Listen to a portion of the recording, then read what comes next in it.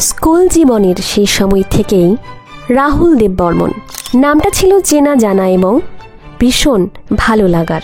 তরুণদের নিজের একটা স্বতন্ত্র পছন্দ থাকে, আর সেই জায়গাটাতে আর.ডি. বর্মন যেন এক নতুন সুরের ধারা এনে দিয়েছিলেন। তার একের পর এক ব্যতিক্রমী কাজ যা অবাক করেছে, মুগ্ধ করেছে।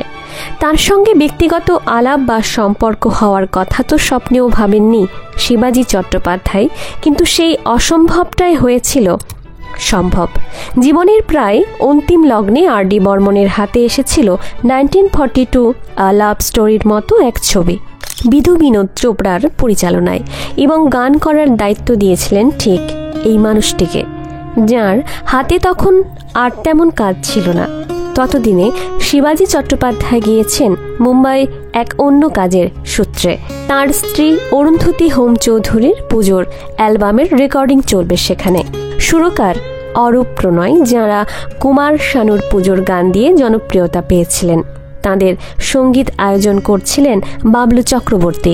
তিনি ছিলেন আর.ডি. বর্মনের সহকারী। শ্যামবাজারের পৈতৃক বাড়ি আর পাশের পাড়া শিকদার বাগানে বাবলু চক্রবর্তীর বাড়ি। এই নৈকট্যেই পাড়াতুত সম্পর্ক গড়ে উঠেছিল তাঁদের মধ্যে। যখন বাবলু চক্রবর্তীর সঙ্গে ফের দেখা হয়, জানা গেল সে অরূপ প্রণয়ের সঙ্গে কাজ করছে। ফোনে যোগাযোগ হলো, দেখা হলো, এবং রেকর্ডিংয়ের সময় কথায় কথায় বাবলু চক্রবর্তী জানায় আর.ডি. বর্মনকে অরুন্ধতী এসেছে।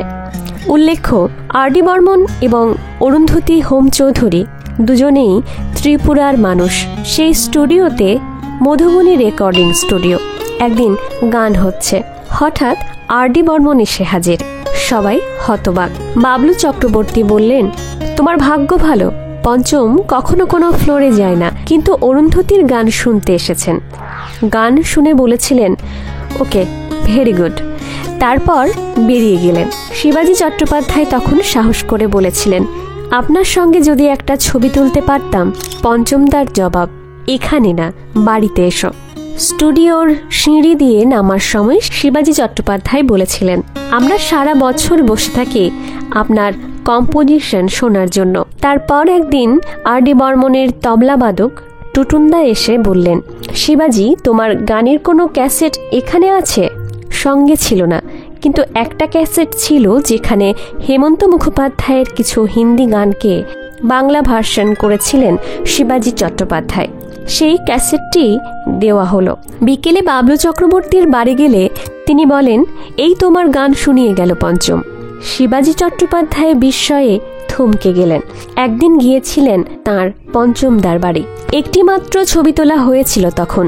অরুন্ধতী হোম চৌধুরী, কোলে ছোট ছেলে, পাশে আর.ডি. বর্মন। ছেলেকে কিনে দিয়েছিলেন চকোলেট। চা খাওয়া, গল্প, সবটাই যেন এক ঘরোয়া পরিবেশ। কলকাতায় ফিরে যাওয়ার পর হঠাৎ একদিন ফোন। অরুন্ধতী দেবী ধরলেন, আমি পঞ্চমদা বলছি। প্রথমে চিনতে পারেননি। পঞ্চমদা বললেন, আরে আমি রাহুল দেব বর্মন বলছি। শিবাজি বাড়ি আছে? শিবাজি চট্টোপাধ্যায় তখন আসামে প্রোগ্রামে। অরুন্ধতী হোম চৌধুরী জানালেন পঞ্চমদার কথায়, ওকে বলো আমাকে ফোন করতে, একটা বড় কাজ আছে। বাড়ি ফিরতে সব শুনে ফোন করলেন পঞ্চমদাকে। তখন 1992 সাল। পঞ্চমদা বললেন, তুমি কাল পরশু নাগাদ বম্বে চলে আসতে পারবে? শিবাজি চট্টোপাধ্যায়ের উত্তর, হ্যাঁ দাদা, চলে যাব। পঞ্চমদার নির্দেশ, চলে এসো, একটা বড় কাজ, দেখি যদি তোমাকে দিয়ে হয়।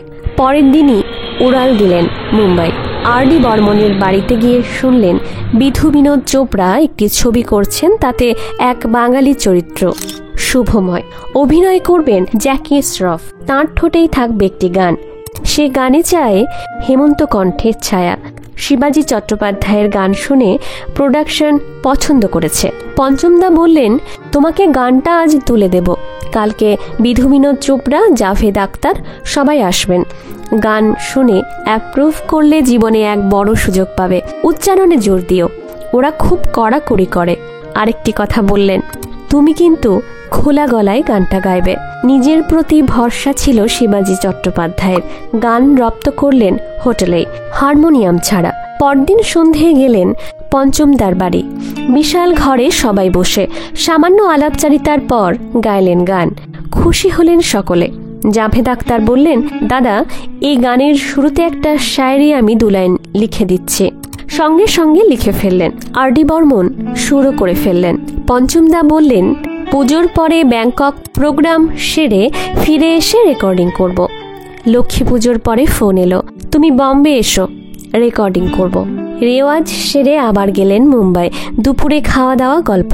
রাহুল দেব বর্মনের সঙ্গে একসঙ্গে গান গাওয়া তা যে বিরাট প্রাপ্তি। তবে সবচেয়ে বড় প্রাপ্তি এই মানুষটার সান্নিধ্য। অথচ মানুষটা ছিলেন একেবারে পাড়ার দাদার মতো, সহজ, সাদামাটা, অঢেল, স্নেহে ভরা। একদিন খেতে বসে শুনলেন শিবাজি চট্টোপাধ্যায়ের সুগার আছে। জেনে পঞ্চমদা ধমকে বললেন, তুমি তো মহাপাজি হে, বলনি আগে 200-র নিচে যেন থাকে সবসময় সুগার। মদ খাও নাকি? শিবাজি চট্টোপাধ্যায় বললেন, না। শুনে পঞ্চমদা বললেন, যাক, ঠিক আছে, বেঁচে গেছো। নিজের খাওয়ার ভাত মার গালা করে শিবাজি চট্টোপাধ্যায়ের জন্য দিতে বললেন রাঁধুনিকে। পরে একদিন দুঃখ করে বলেছিলেন, জানো শিবাজি, আমার বাড়িতে রাত 12টার সময় সন্ধে হতো। গাড়ির পর গাড়ির লাইন লেগে যেত। আজ দেখো, কোনো গাড়ি নেই। একদিন সকাল থেকে সন্ধে পর্যন্ত পঞ্চমদা শুনিয়েছিলেন তাঁর ওয়েস্টার্ন কালেকশন। গান বাজনা আলোচনায় বারবার উঠে এসেছে তাঁর বাবার নাম, শচীন দেব বর্মন। শেষ বয়সে বাবার অনুপস্থিতি আর কাজের অভাব, এই 2 বিষাদে যেন আচ্ছন্ন হয়ে থাকতেন তিনি। শেষে এলো সেই মাহেন্দ্রক্ষণ। মুম্বাইয়ের ফিল্ম সেন্টার স্টুডিওতে গান রেকর্ডিং। কবিতা কৃষ্ণমূর্তির গানের পরে রেকর্ড করলেন শিবাজি চট্টোপাধ্যায়। গান শেষে মনে হলো শিবাজি চট্টোপাধ্যায় নামটা নিয়ে হিন্দি ভাষী মহলে সমস্যা হতে পারে।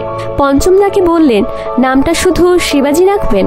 উনি ধমকে বললেন, খেপেছ? যদি তুমি শিবাজি চট্টোপাধ্যায় না লেখো, বাংলায় তোমাকে চিনবে কি করে? বাংলায় তো কত শিবাজি আছে। পঞ্চমদা, তার মেধা, তার গান, তার স্নেহ, সব মিলিয়ে যেন একজন মাই ডিয়ার মানুষ। এই মানুষটিকে কাছ থেকে দেখা, তার সঙ্গে গাওয়া, এ এক আশীর্বাদ, এক অমূল্য অভিজ্ঞতা শিবাজি চট্টোপাধ্যায়ের জীবনে। নমস্কার, আমি মন্দিরা। ভিডিওটি ভালো লাগলে লাইক, শেয়ার, সাবস্ক্রাইব করতে ভুলবেন না এবং কেমন লাগলো অবশ্যই জানাবেন কমেন্টে। ধন্যবাদ।